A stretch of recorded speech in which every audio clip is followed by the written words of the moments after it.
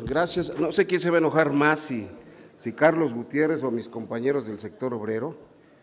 Yo soy del sector de los trabajadores y agradezco mucho esta oportunidad.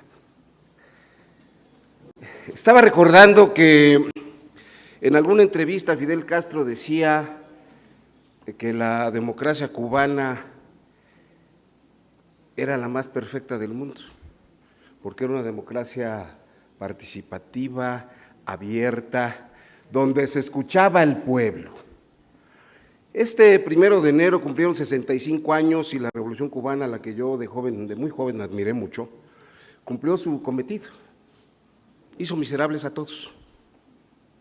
Esa fue su manera de escuchar al pueblo, y yo, como joven que nació en los 60s y que le di seguimiento a las revoluciones, como hoy la de Ortega en Nicaragua, que en los 70s, 79 para ser exactos, tumbaron a un dictador horroroso, Anastasio Somoza Debayle, y hoy veo a Ortega Saavedra enquistado en Nicaragua y le veo la cara de Somoza Debayle.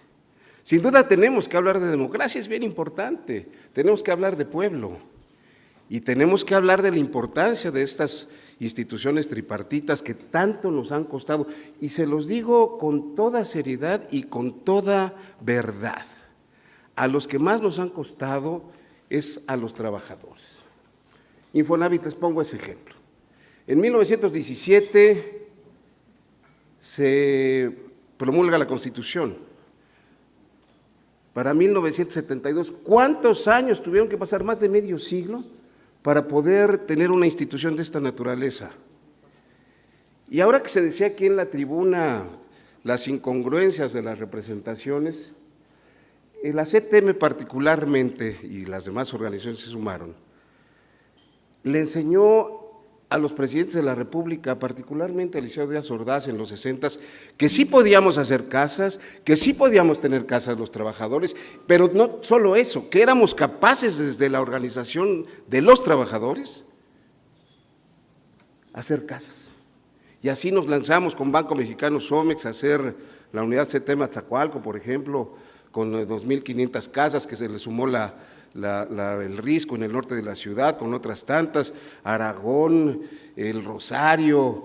En esos años, entre el 67 y el 72, la CTM hizo más de 20,000 casas insuficientes, por supuesto que sí, pero lo único que queríamos decir es, se puede generar un gran fondo, y lo logramos.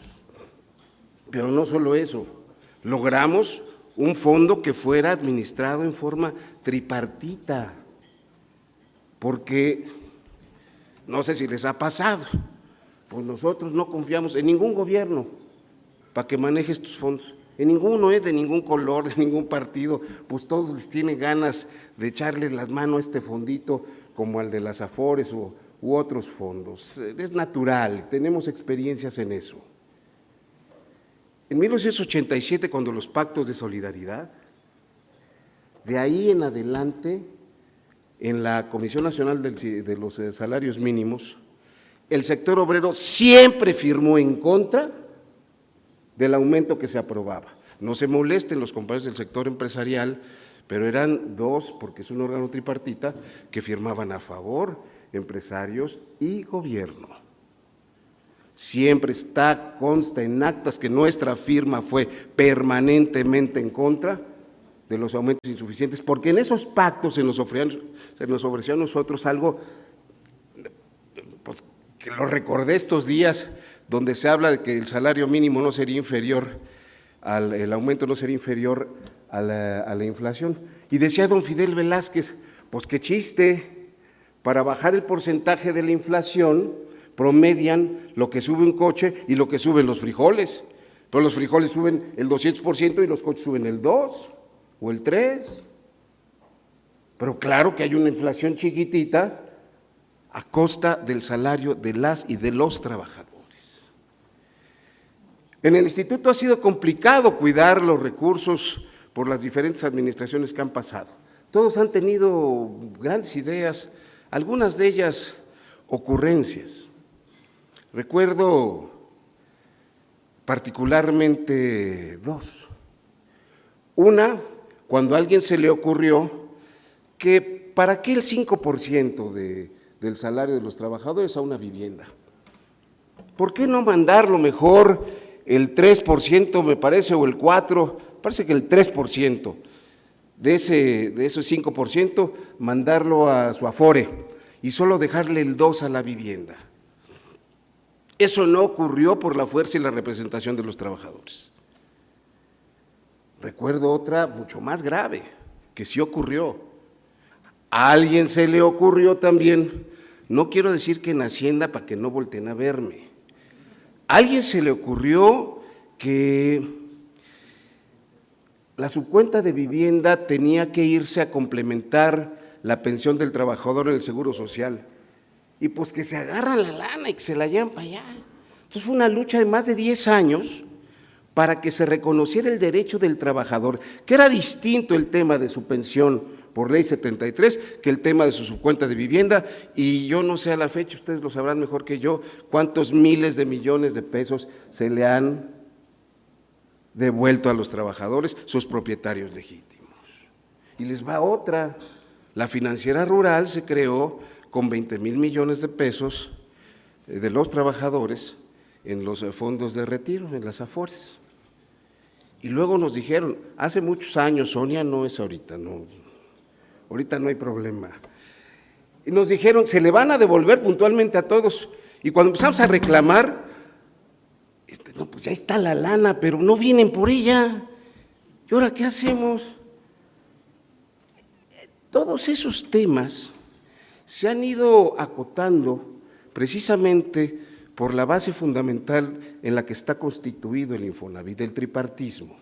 Para nosotros es un gran ejemplo la OIT, la muestra de una organización internacional que en forma tripartita discute, que en forma tripartita toma determinaciones, que en forma tripartita genera convenios y recomendaciones. Y hay algo elemental en la OIT que nos debe quedar claro aquí en el Infonavit, nos debe quedar muy claro, y son dos sencillitas palabras. Lo más importante para la OIT son los mandantes,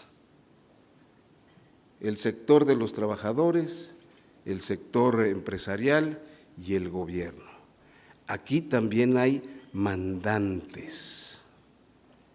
Y así queremos que siga, porque si en algo debemos ser muy celosos en este tripartismo, es que el dinero que cada patrón aporta por el trabajo de uno de sus empleados sea para beneficio de esa derechohabientes.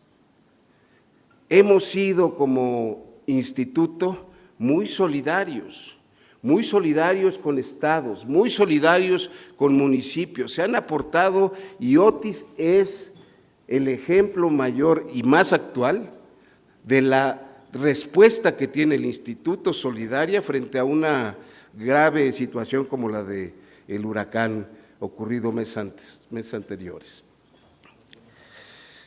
Por ello es que nosotros no nos vamos a cansar nunca, primero, de decir el valor que tienen los trabajadores como pueblo. Hay que recordar que acabamos en julio pasado de terminar un proceso democrático. Millones de trabajadores legitimaron por voto libre, secreto y directo sus contratos colectivos, pero con eso ratificaron o rectificaron su representación sindical. Eso da la legitimidad absoluta y la fuerza suficiente para que en cualquier tribuna que tengan que verse los temas de los trabajadores tengan voz, porque también les quiero recordar algo. Cuando inició el debate de esta reforma laboral, que comenzó ese debate el 16-17 de abril de 2016, en el gobierno de Enrique Peña Nieto, a nosotros no nos convocaron. La única reforma transeccional que yo recuerde es la del trabajo, y a los trabajadores no nos convocaron.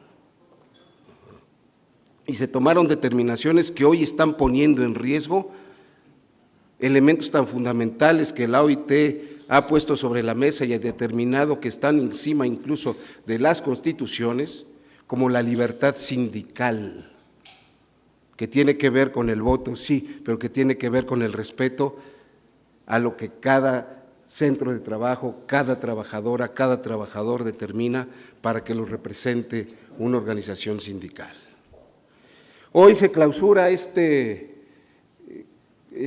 convenio, pero yo diría más bien las actividades que en este convenio se enmarcaron, se englobaron, para capacitarse, para dialogar, para platicar, para generar un punto de encuentro y lo más importante, refrendan la actualidad, la vigencia y el futuro del tripartismo de este instituto, tripartismo que desde el sector de los trabajadores defenderemos, como lo hemos hecho en estos 52 años, defenderemos permanentemente y que tendrá vigencia mientras dure el instituto. Muchas gracias.